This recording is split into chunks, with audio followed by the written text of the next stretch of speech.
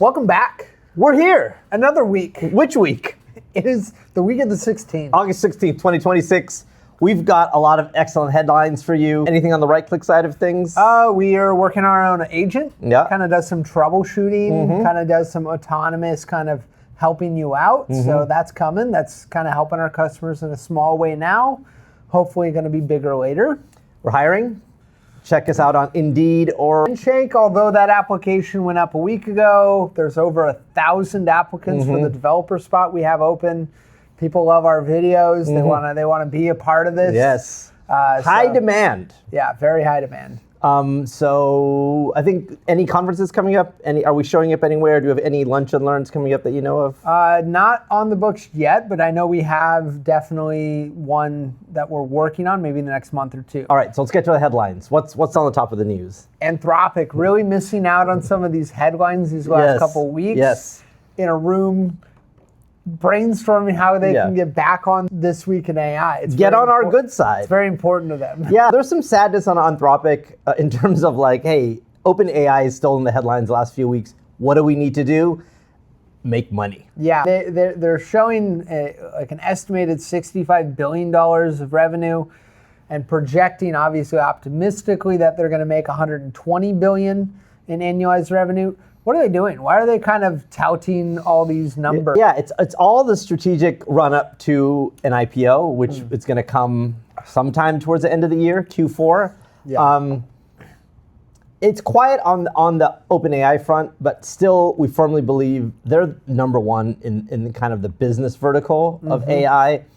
They have a strong lead. I believe they're the standard bearer. Codex may be inching its way in, but when people talk about AI, they talk about Claude now. It's like the second nature for it. So yeah, and an extension of like Anthropic is they have these working proteins in this like world wet lab. Basically, the industry standard for like human-led research is around 10%, and they're saying somewhere around 20%.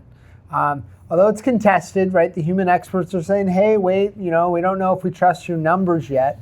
But what I will say is in this sort of medical kind of research phase, the AI is not far behind, if in some areas maybe ahead of kind of human research. So it's definitely kind of a tipping point, I think, on the research side once it's become smart enough to kind of run these experiments and do these things. And this is what we look forward to, is scientists losing their jobs.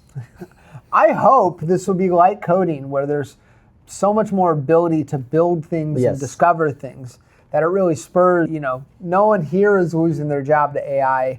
We're actually hiring more people because of it, because we're on the aggressive side of technology and we're really trying to learn how to benefit from it. Yeah, look, if the bottleneck is data and research data and waiting for experiments to finish, this gives scientists a lot more data faster that they can then draw their conclusions from. So yeah, that's really cool. What do we got on our Stripe bought OpenRouter for over $7 billion. I am not familiar with any of those terms other than $7 billion. Yeah. Who is Stripe?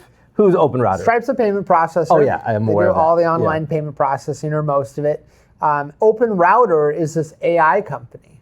Basically what they said is, this was a couple years ago, and they said, we want a one-stop shop for all these models, all the Chinese models, all the open source models, because you do have to run it on your own hardware. All the frontier models, Claude, OpenAI, we want all the models, over 400 models, and we want to give everybody a place to just come to one place, and then you can use them all. So it's not like OpenClaw. It's not like OpenClaw. How is it different? We talk about API, and you want to build something, a tool, a program that uses AI. You're going to use API tokens. You're going to go to Anthropic and say, hey, I'd like to use your model, and you're going to pay for that. Now, if you want to use 5 different models, because there are some models that are better for images, better for video, instead of going to 5 different places to go get a key here, go get a key there, you go to OpenRouter, you get one of them, and then you can access all of these models. Got it. So why would Stripe buy OpenRouter? Stripe is banking on all of this money that's being used for tokens. They're going to get a little piece of that, right? So OpenRouter, I think, has trillions of tokens going through them because of the industry standard for like the one-stop shop for AI kind of API usage, and they're banking on getting that income from that that revenue stream. Interesting. Smart. Okay.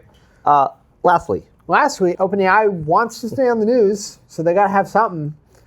They launched a teen version of ChatGPT. Very smart, right? It's not a ton of extra training. Yes, it's actually less. It's just taking the model that is currently out there and then kind of guardrailing it even strict. So if it detects, oh, you're talking with too much Gen Z, Gen Alpha slang, it's going to be maybe think you're 15. It's going to put you in this teen version.